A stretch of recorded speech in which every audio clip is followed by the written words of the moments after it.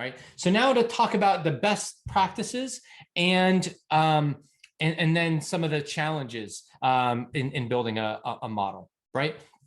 Best practices. First of all, set a realistic model, right? 9 out of 10 startups fail, right? But none of us think that we're going to fail, right? I don't, but odds are stacked against us. That tells me that entrepreneurs are naturally optimistic by nature, right? Like I think I've said that twice.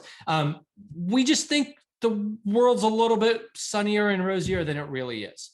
So what that means is our forecast is going to be more optimistic. So the first thing that I try to instill in founders is not creating one model, but create 3 models. First, you put on paper what you think is going to happen. Then say if everything goes millhouse, like if every flip of the coin goes your way in a realistic sense, what is the best case scenario of where you could be in a year or two? Right? It still has to be realistic. Don't just throw out random numbers, but be realistic and say, what is the upside scenario of what would actually happen? And then do the opposite. Take your base plan and say, if things go really, really south, right? Like if we don't sell as much as we thought, and this doesn't happen, this partnership doesn't come through, and this is more expensive than we thought it was, right? Compound them, right? And say, what is the worst that could happen?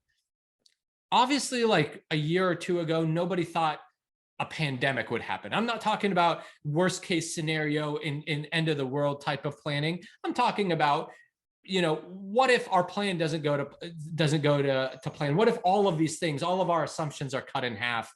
What does that downside plan look like? I guarantee you, for the first time you do this, your base plan and your upside plan will be like this, like really, really next to each other. And then your downside plan will be way, way, way farther away. There'll be, 2, 3 standard deviations away for your downside plan.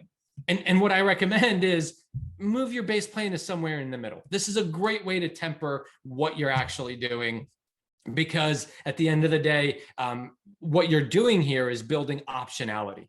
Right? It's not about not just about the base plan. Now you have a whole range of scenarios. If you do better than expected, you can adjust your base plan from here to here, and what to do with better than expected. If things go worse than expected, you also already have a plan, and you say, well, here's what we would do in worse than expected. So having those 3 models gives you a range that then you can operate from month in and month out.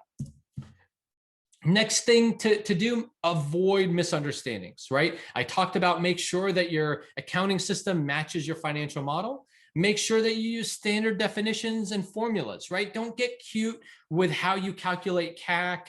Don't change up the definitions of what's standard out there. Make sure that you simplify it down so that there's not any misunderstandings between you and an investor. I don't know a single investor that trusts an entrepreneur's calculation of CAC payback. It's weird. Everybody has their own way of doing it, but the more standard way that you do it, the less likely that they'll find some sort of discrepancy in looking at that. Next thing is make sure everything adds up, right? If you're doing this in Excel, don't add things wrong. It happens. It's easy to do. We made a $6 million mistake. In our model that forced me to lay off a lot of employees at my last company. That was the big oops that I told you about. My CFO added the wrong line and double counted cash for some of our customers. And we didn't realize that we had a lot less runway in the model that he built than we actually do, right? So always, always, always check the math. This gets tedious and hard to do in Excel, but it's important. Last piece of advice is maybe a little controversial, but I recommend don't give your model out to investors. Never give them the model when they ask for you, not until you walk them through it.